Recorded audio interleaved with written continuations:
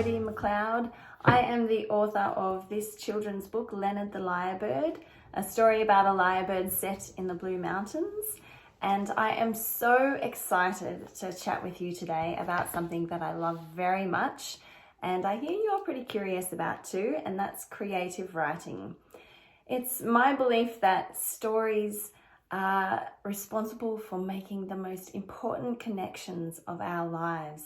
Connections between friends, family members, stories passed down through the generations, connecting past with the present with the future. And I just believe that stories are what help us to learn. They let our imaginations go to wild and wonderful places. Plus, they spark the imaginations of others too. And to me, there is no greater feeling than creating something out of nothing, like a story. And that's what I'm going to be helping you with today. This workshop today is all about generating ideas. So I'm going to give you my tips and tricks for how to get ideas for writing stories. And then we're going to put some of those ideas for inspiration into action with some writing exercises. So today you'll walk away with a handful of great story starters to get the ball rolling with your writing for the holidays. All right, guys, let's get into it.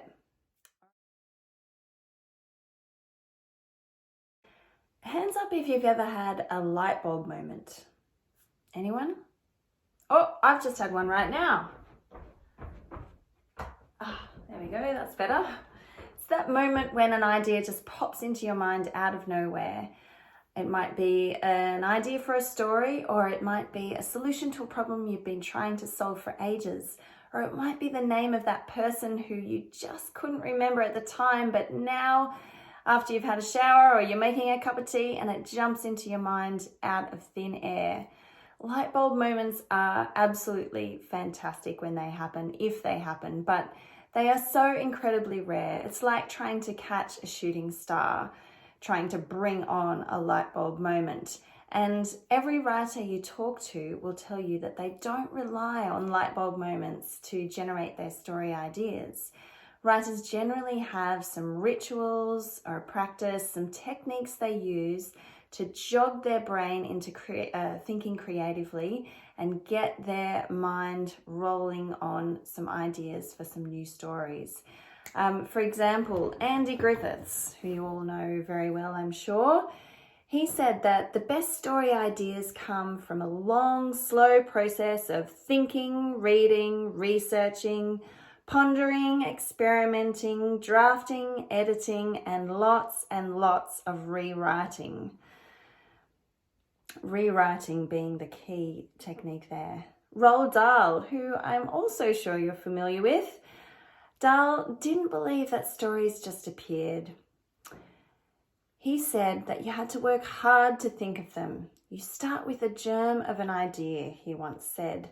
A tiny germ, a chocolate factory, a peach that keeps on growing.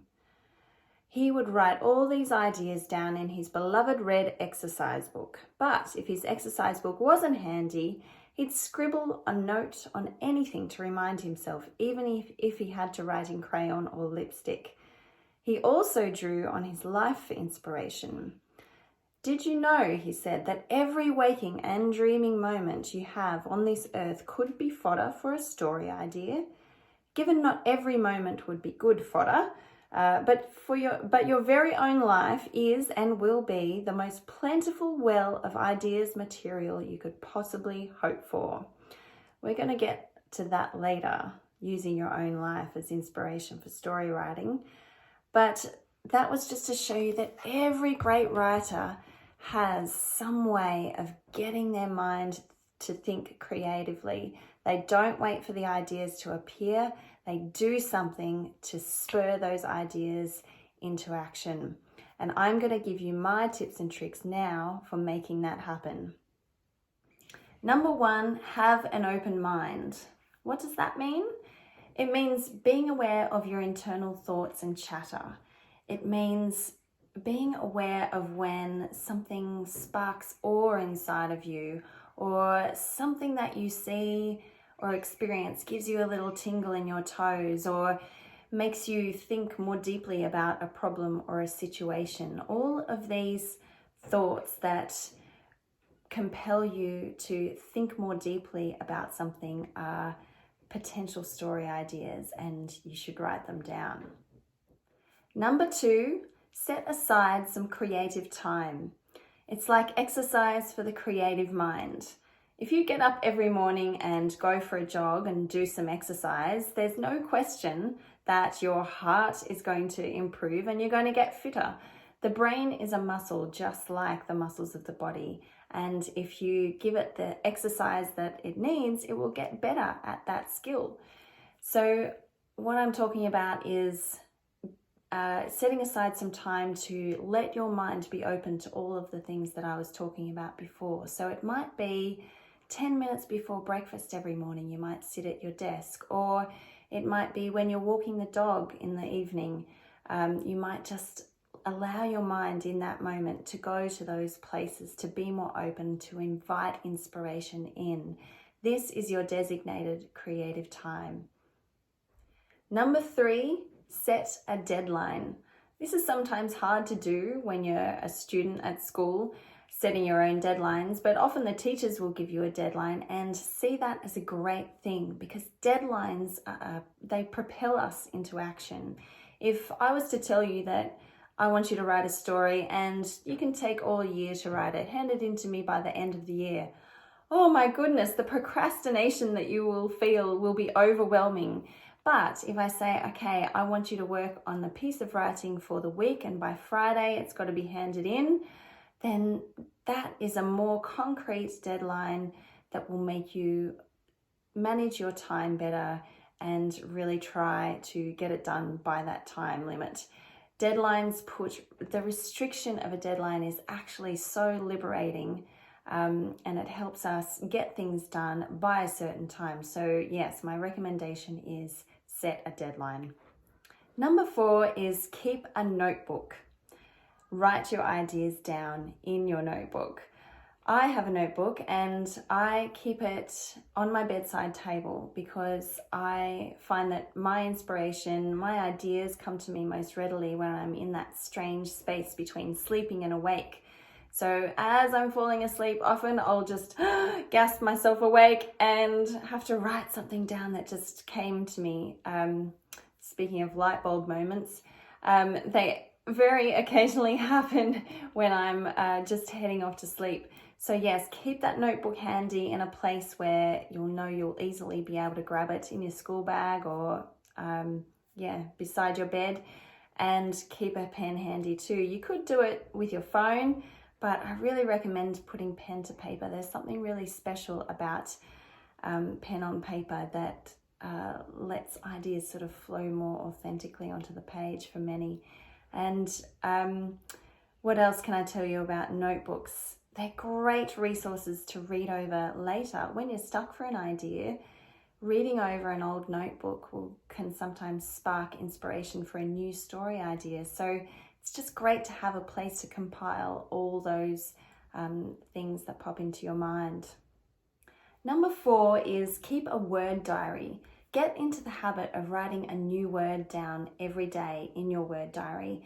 Write down its meaning, look it up in the dictionary, use it in a sentence, because learning new words is a wonderful thing to extend our vocabulary, because words are like Lego pieces for story writing. The more shapes and colors that you use, the more interesting your creation becomes.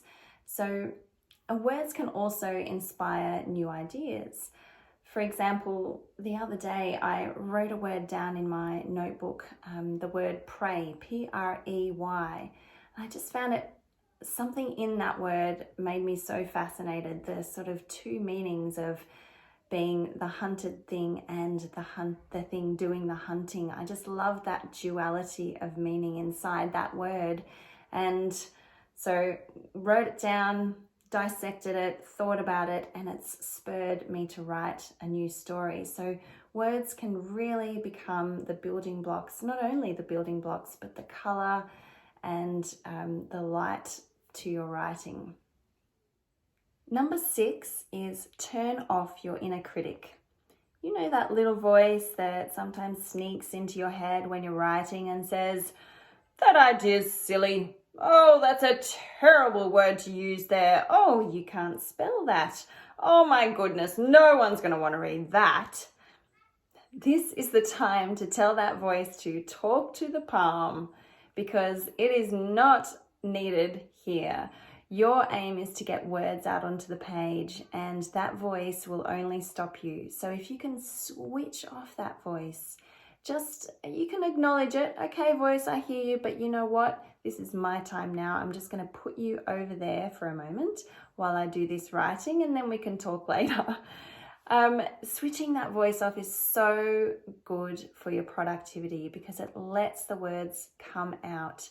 That voice only serves to stop the words coming out onto the page. So switch it off and you'll find your work flows more freely, and you can always come back later and edit something that you're not happy with. But the way to get the story out, the way to let those words flow, is to switch off your inner critic and let it happen. My next tip is to choose a theme. A theme is what your story is about. It's the nugget of an emotion or a feeling or a behavior. It's the big idea that your story explores. So a theme can really get your story started. You might want to write about love or rivalry or revenge. And as soon as you choose that one single word, revenge, then you've got potential for two characters, one who's wronged the other and the other wants to get back at him or her. So already the word revenge inspires a plot line. So a theme is a really great place to start for a piece of writing. My next tip for generating story ideas is to write about what you know. You don't have to reinvent the wheel every time. You don't have to come up with a fantastical world with interesting creatures that never existed before. What you can do is draw from your own experience, your own memories, things that you've done and that you know really well. Because often the greatest writing is when the writer writes about something that's familiar to them, because the writing can come across as more detailed and more sincere. Also, your perspective of the world is very different to my perspective of the world. So when I hear about a different perspective, it's so much more interesting to the reader. And I don't know what you do and what your rituals are during the day and how you see the world. That's really interesting to someone like me who's never experienced the way you see the world. So tell me about that in your writing and draw on those experiences to flood your writing with detail. Writing about what you know can help you dive deeper into an emotion, a scene, a place. It helps you describe things more vividly and create a really vivid world for your reader. My final tip for generating story ideas is to tune into your senses. Taking note of what you see, hear, smell, touch, and taste just during the day can open up your mind to opportunities for ideas. Because usually, we're rushing around every day, doing our things, brushing our teeth, brushing our hair, getting to school, going to school, hi friends, bye friends, going home, doing homework, into bed, done. If we slow down and tune into what we're doing, the taste of your tea, the feeling of the crunch of the toast between your teeth, the sensation of the toothbrush on your teeth when you're brushing your teeth, just little things like that in moments where you otherwise might be thinking about something else. If you tune into what you're seeing and hearing and feeling and touching and tasting, then that is an opportunity for your mind to invite ideas in. Not only that, but it actually enriches your writing later on when you're creating your world for your reader, to describe what your character is sensing at that moment. So filling your writing with observations that touch on the senses gives a really great sense of place and what the character is experiencing. It's this actual ideas generation tip that inspired me to write my book Leonard the Lyrebird. It just so happened that when I was working one day at my kitchen table, I was sort of zoning out and I heard this most amazing bird call down in my backyard. It was a kookaburra, but then it changed into a sparrow and a currawong and a cockatoo. And I thought, is that a lot of birds? But no, it was coming from just one bird. And I went down and I saw this most amazing lyrebird giving an incredible performance in my very own backyard. And if I hadn't been tuning in to the bird calls at that time, perhaps that wouldn't have sparked my idea to write about a story about a lyrebird in the Blue Mountains. And perhaps that wouldn't have led to publishing a children's book. So it's incredible that just what tuning in to your senses can do.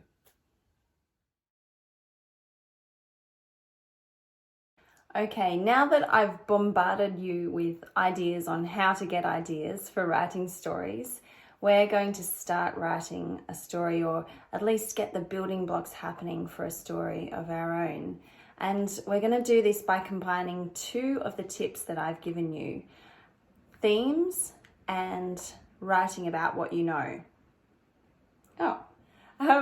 So themes. Themes are the big ideas that your story is about. And I thought a good way for us to settle on some theme ideas for you is to let's pinpoint the themes of the story of your life at the moment. So what are the themes of your life story right now? I'm going to give it a go by suggesting some themes, but after I've given my suggestions, you can have a think about what themes appear in your life story. So I'm guessing you're at school, you've got lots of friendships happening, you've got your family to think about, you've got school, you've got growing up, you've got teachers to think about, there's all these relationships happening, you're changing, you're getting interested in new things, there's lots of change going on. So I reckon that some of the themes you might be experiencing are growing up, friendships, family relationships, love, and there's one, building confidence, that I think you might be all facing at the moment. Building confidence in anything from school to sport to being a good friend. That, I remember for me in school, was a really big theme. So what I want you to do right now is jot down a few themes that you think that I've missed that are part of the story of your life. So remember, when you're writing these down, we're not thinking about plots. So we're not thinking about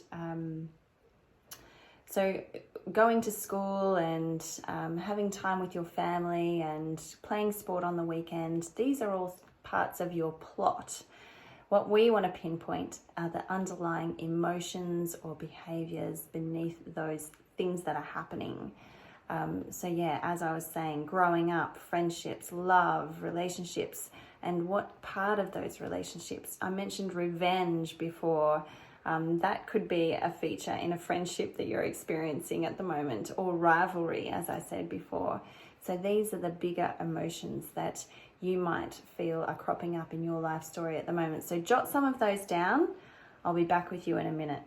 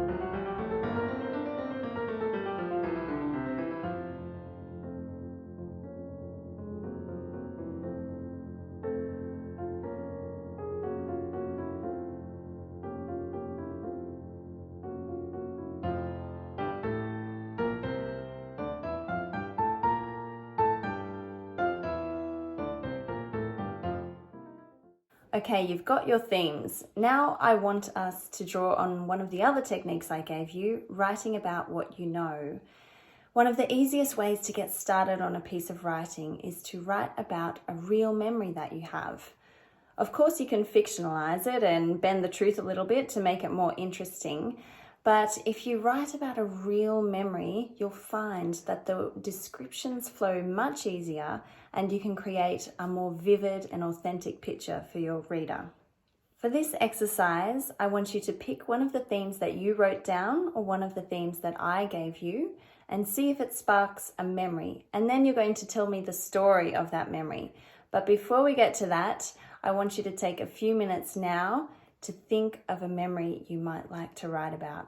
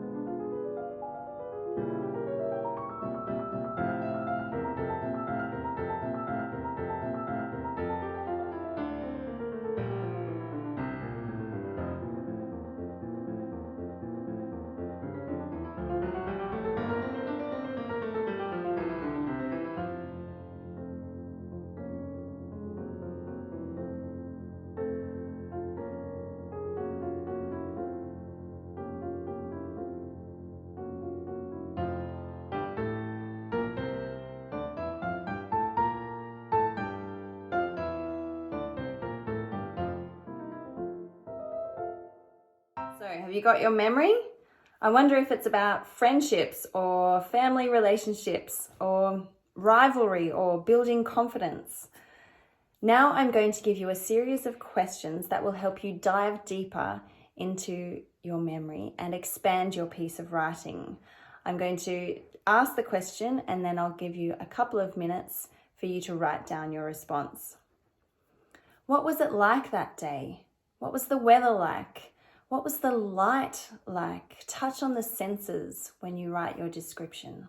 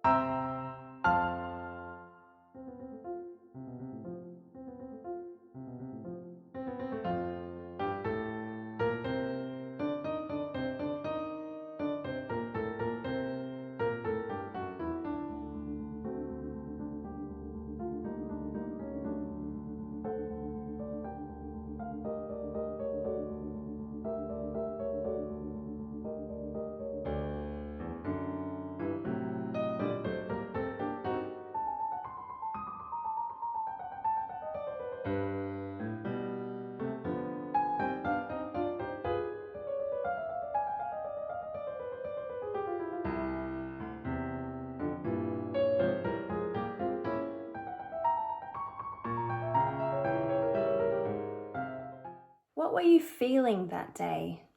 Were you happy, excited, or nervous? And why were you feeling that way?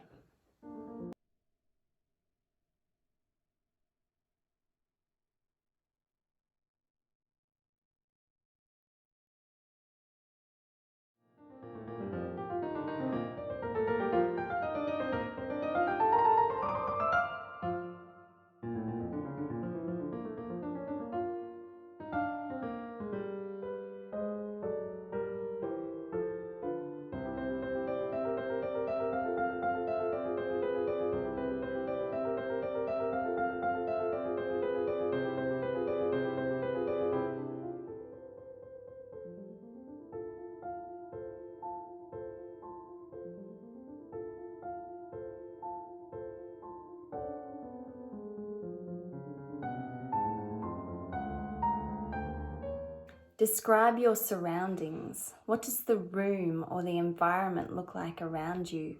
Go into detail. Tell me about what stands out for you with either or all of the senses.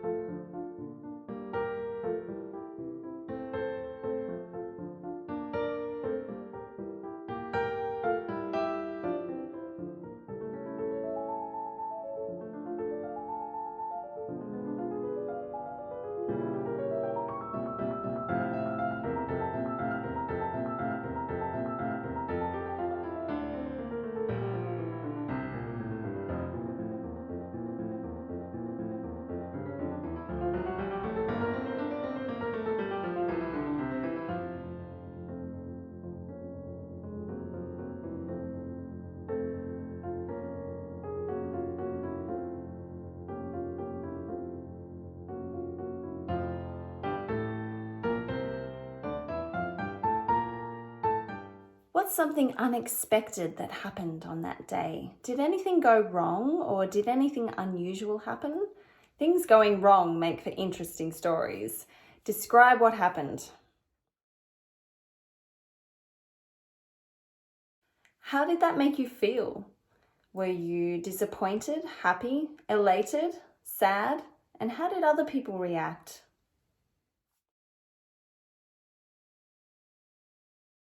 Final question.